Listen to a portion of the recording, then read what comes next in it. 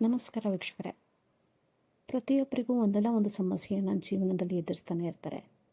ಕೆಲವ್ರಿಗೆ ಅನಾರೋಗ್ಯದ ಸಮಸ್ಯೆ ಆಗಿರ್ಬೋದು, ಕೆಲವ್ರಿಗೆ ಹಣದ ಸಮಸ್ಯೆ ಆಗಿರ್ಬೋದು, ಇನ್ನು ಕೆಲವ್ರಿಗೆ ಮನೆಯಲ್ಲಿ ಅಥವಾ ಆಫೀಸ್ನಲ್ಲಿ ಬರುವಂಥ ಸಮಸ್ಯೆಗಳಾಗಿರ್ಬೋದು.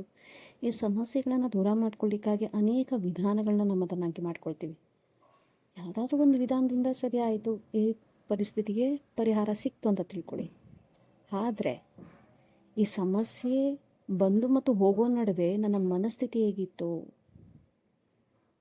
ಏನಪ್ಪ ಈ ಸಮಸ್ಯೆ ನನಗೆ ಬರಬೇಕಾ, ಯಾರಿಗೋ ಇಲ್ದಿರೋ ಕಷ್ಟ ನನಗೇನಾ, ಯಾವಾಗಪ್ಪ ಹೋಗುತ್ತೆ, ಈ ರೀತಿ ಆಲೋಚನೆಗಳನ್ನ ಮಾಡ್ತಾ ಮಾಡ್ತಾ ಮನಸ್ಸನ್ನು ಅಶಾಂತ ಮಾಡ್ಕೊಳ್ತಾ ಟೆನ್ಷನು ಡಿಪ್ರೆಷನ್ಗಳು ಆಗ್ತಿದೆಯಾ, ಅಥವಾ ನನ್ನ ಸಕಾರಾತ್ಮಕ ಆಲೋಚನೆಗಳಿದೆಯಾ?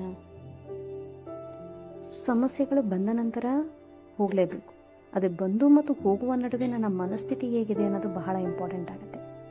ಅದಕ್ಕಾಗಿ ಎದ್ದ ಕೂಡಲೇ ಮತ್ತು ದಿನದ ಮಧ್ಯದಲ್ಲಿ ಈ 5 ಪಾಯಿಂಟ್ಸನ್ನು ಸ್ಮೃತಿ ಮಾಡ್ಕೊಳ್ತಾ ಫೀಲ್ ಮಾಡ್ತಾ ಹೋಗಿ.